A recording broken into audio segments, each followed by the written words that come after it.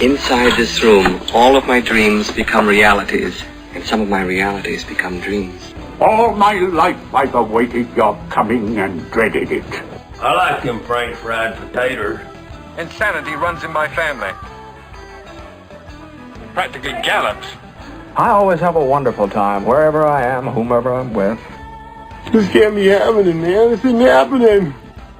Absolutely one of my greatest pleasures to have once a month, the first Friday of the month. Programming note, I'm off the first Friday of January, so we're going to move that back. Just programming note for you. What? We get him in here. Erich Mische with S.A.V.E, Suicide Awareness Voices of Education. Yeah, I love having you come on. I like the fact that I follow you on social media and see what you're doing. Buddy, you've had a month. Been a busy month, and we're not even halfway through this month, right? I know you're flying though. I saw somewhere you were in Washington D.C. What were you doing out there? Did you have good meeting? What was happening? Yeah. So and as you know, I used to spend my life out in Washington D.C. for many years. So I'm glad I get to go there sparingly these days. So I was out in Washington D.C. with one of my board members who you had met. M.J. Weiss Blair, who was very involved in advocating for passage of funding to put suicide prevention barriers on the Washington Avenue Bridge in Minneapolis. We were out in D.C. to talk about two things with Minnesota delegation members and other members of Congress. A bill called the Barriers to Suicide Act, which is a federal proposal authored by Don Beyer, who's a congressman from Virginia, and Brian Fitzpatrick, who's a Republican member of Congress from Pennsylvania, which would provide for some limited amount of federal funding to provide grants to states and municipalities that look to integrate best practices, suicide prevention on public infrastructure. This is a big deal if we can get this bill passed, because for the first time ever in the country, there would be a policy proposal that would require that any public infrastructure that's been identified at risk for suicide would be provided resources by the federal government to integrate best practices design into those structures and into that infrastructure before it's built. Is it a law that they have to, or they would have to put that in and get some help, or is it that the law is, if the state is smart enough to do this, will help with the money? So I think what it is, it's a gentle nudge that you should be doing this. And in addition to that, there's also a provision in this law that would provide studies to identify those public infrastructure locations that have been identified as significant risk factors, as well as work to identify other best practices designs that we know could work. Ultimately, what we want to get to, Al, is that any public infrastructure that's been identified as a risk factor for suicide, integrate the kind of best practices design into those projects before they're built, in the same way that we already do with ADA requirements on public infrastructure and environmental infrastructure. Not every public infrastructure project would be identified or qualify, if you will, as being a risk factor in this space. So that was one issue we were on. Okay, let me ask you, how did that go? I mean, for folks who don't know, you go out there, you don't just fly out there, knock on doors and hope. You must have had some meetings set up. How was the reception? Folks can give you the handshake on one hand and then the backhand on the other side. How was it that you were received while you're there? I mean, it's an ask for money, if you will. Yeah, suicide prevention is pretty bipartisan and nonpartisan. Okay. So the reaction you get is very supportive. I mean, there's a million competing demands in Washington, D.C. It's not any different than here in Minnesota, right?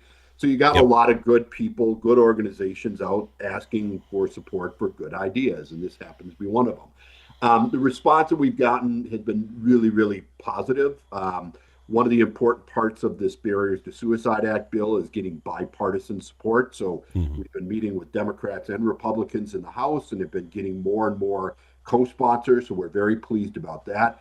We had a great meeting with Senator Klobuchar, who is very supportive of this effort. So our work right now kind of turns from the House, where we've been able to work with other groups and organizations. We've got about 2.5 dozen bipartisan co-sponsors on that House bill. Now we're going to start working on trying to get Senate co-sponsors, both Democrats and Republicans. Fantastic. Anything else going on out there you want to talk about? I had a weird thing happen just before you went on the air, and I want to talk about it. I want to know if you had something to do with it, and I hope you did. You guys worked after this bill. You got to pass somewhere this idea that you should have warning signs on what do you call it? Apps, right, or whatever kid thinks. Is that working, or have you? Here's the deal. So I got on Facebook and I wanted to find your Facebook page, S.A.V.E.'s Facebook page. Yeah. So I typed in S.A.V.E. in the little search thing. This is what popped up. Help is available. Yeah. The words in your search may be associated with sensitive content. If you or someone you may know be struggling, there's always help. You could show results or get support. I hit show results because I want to go there. Is this on you? Have you got Facebook that in tune to say, hey, we should do this? Because I love that. I love the fact it was an extra hit. Now, when I hit get support, you can go to it. So I'd love to take credit for that. I can't take credit for that. That's one of the few things, Al. I'll be okay. Clear. One of the few things that platforms like Facebook have had in place for some period of time. And I will say that it is an important way to kind of nudge you, right? To kind of say, hey, if you need help, here's some place to get help. So one, I will give Facebook a small bit, very small. Did you know they were doing that? That's the first for me. Yeah, okay. Yeah. But again, that's the other reason we were out in DCL, which was not just the Beer is Suicide Act, but also out there talking to members of Congress about legislation that's required to help protect kids online. We sat in a 2.5-hour U.S. House Commerce and Energy Subcommittee hearing where they had something like 17 different bills that they were talking about related to social media. And on one hand, you could say, that's awesome. They got 17 bills. On the other hand, the vast majority of those bills aren't going to go anywhere. Those that may go anywhere have really watered down some of the provisions that we think you need to have in there to protect kids. And so, this is a slog. They're trying to help protect kids in a day and age where big tech has outsized influence and power. Is something. We sat next to a dozen parents who've lost their kids to suicide, choking games, things like that on big tech. Listening to their stories and the fact that they go out there often and have to repeatedly tell these stories. It's both heartbreaking and heartwarming that they're out there doing that. Well, the fact they do it is a godsend, a blessing. We pray for all of them for healing. But the other one is this AI thing. I'm going to have you stay on it because I don't understand AI, how it works. But the last story I read or saw was how AI was helping children when they start typing that in, become and not talking them out of it. You know what I'm saying? Or helping them. That's crazy to me. That's I don't even know how algorithms work, but whoever's in that department got to get fired. You know what I'm saying? This is common sense. So we will come back at the second half of the show and talk about that. Before we go, let's remind everybody again that if you're struggling, if you need help, if you need somebody that needs help, call, text, chat 988. It's free, confidential. It's there 24 hours a day. It's there to help you. Absolutely. 988. Call it, text it, type it.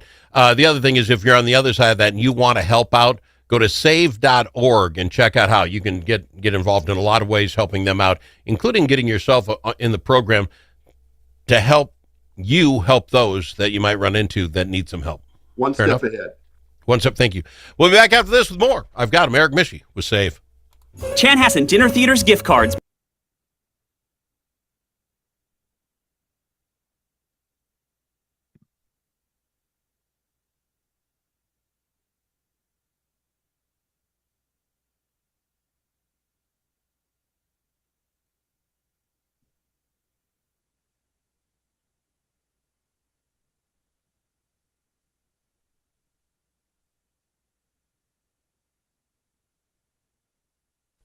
You know that car sound that sounds like a cricket playing a banjo?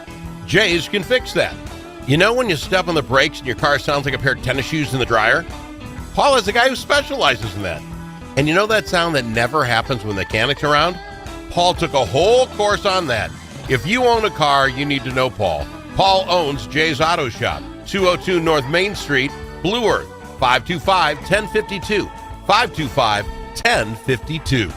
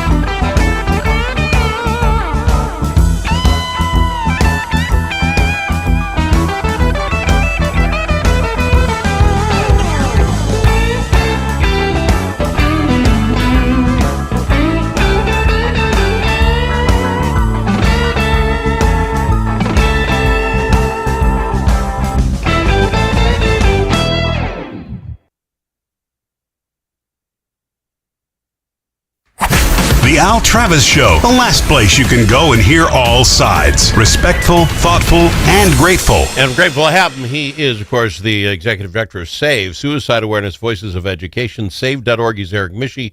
When we went to break talking about AI, and again, I don't understand how it all works, but I did see the story where it did not help. I think it was this young man with his issue, which I found remarkable. Like you say, put 988 out there. Computer, just somebody's talking like that. I don't know how we can't go after this. This should be such a helper for us, not something that would go that way. Yeah, I got to tell you. So let me first preface this by saying I'm not anti-technology. I'm not anti-social media. I'm not anti-AI. I use both of them, right? Reality is the genie's out of the bottle. We're not Luddites. The goal of S.A.V.E is not to say, you know what, you can't use these platforms. Our goal is to make sure that these platforms are safe for kids and for users, that there is proper and appropriate and reasonable regulatory safeguards in place, and that we do the right thing by our kids.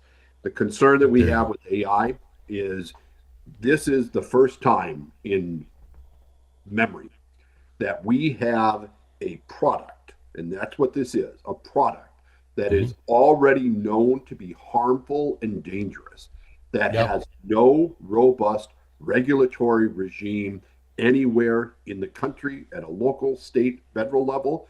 And the harms that we're starting to see multiply exponentially are terrifying.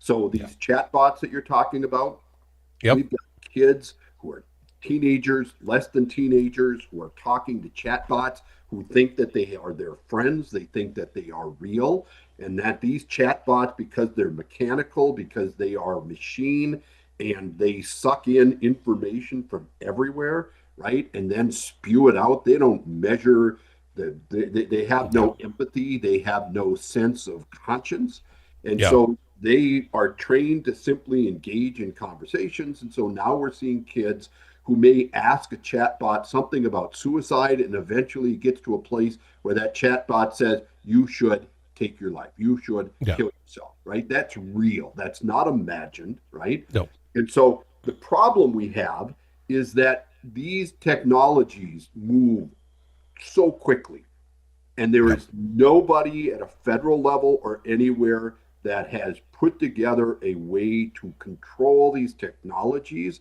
So because that control doesn't exist, those technologies are controlling us. They're controlling our emotions, our actions, our words, right? This isn't science fiction. This isn't some dystopian paranoid delusion. This is reality, right? Yeah. So one of the concerns we had, and one of the reasons out in D.C., Al, is that there is an effort by some policymakers in Congress, as well as the administration, to put what's called a preemption, a state preemption that would prohibit states from doing anything to regulate AI. That would be a huge mistake. We should not, because in the absence of having any federal regulation protecting us, you need to go to can't then say states can't do anything. No. Completely good. What I don't understand, and we're way down this road, that whoever invented it, and I'm going to do GTP or whatever it is, Grok, because I know Elon Musk has got Grok. You invent something like this, and you do it for the good of humanity. Al can find out how to make any beverage known to man, and it'll just tell me how to make. Great, I understand it. But you know when you're that smart to invent that machine that it can go in other ways. How do bad guys want to use it? How does this get to a point where kids can talk about suicide and it doesn't help them, it hurts them?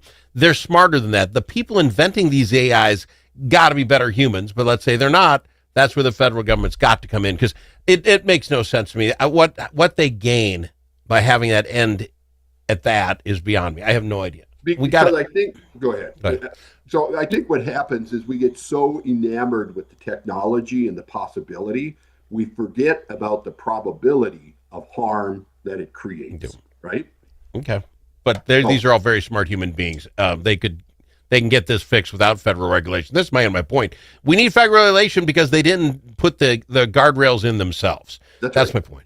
I don't want to go without talking about this, because we're going to talk about this Kids Shield Pledge. Yep. What is that? It's new on your website. What is the Shield Pledge? So the Shield Pledge is an opportunity for nonprofits that work in suicide prevention and mental health to sign a pledge that says, we're not taking money from these companies that create these products that we know are causing harm to kids.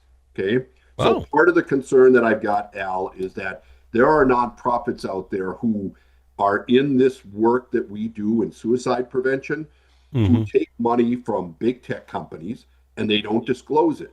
And the reality is that's a conflict of interest, right? Yeah. You can't on one hand say big tech is creating platforms and AI is creating harms to kids. And on the other hand, take money from the groups that are trying to stop any meaningful regulation from being put into place. It's just like being in the space of healthcare, right? And helping to protect people's health and taking money from big tobacco, right? Gotcha. It's like an environmental group saying we need to protect the wetlands and not have drilling, and taking money from big oil, right? So go ahead. So this, where does one get this? Do it. Give me his pitch. You go to keepitdigitallysafe.org. The pledge is there. If you are a nonprofit that is focused on suicide prevention, mental health of any kind, if you don't take money from big tech or AI, feel free to sign the pledge. If you do take money, here's the other thing about the pledge, Al. Okay. Right? If you're going to take the money, that's fine, but then tell people that you're taking it so that everybody can know that, you know what, we've decided to take the money from these companies. Here's why. Be transparent. Don't hide behind something. Doesn't sound that hard, but for some reason I find that's going to get a little sticky. Just be honest with you. A little sticky. And I got to tell you, it's about time. Sunshine is an incredible disinfectant. I love that. I appreciate you being on. We are out of time for this week. Again, 988. If you're feeling something about all this, 988, text and call. If you wish somebody who needs that, 988. Just memorize that number, 988, and take care of business. Or if you want to help out, go to S.A.V.E..org. Sir, can we get you back? It'll be a week later next month. I'll come back after the 1st, give you some time to recover. Appreciate you, my friend. I really do. Erich Mische was S.A.V.E.org.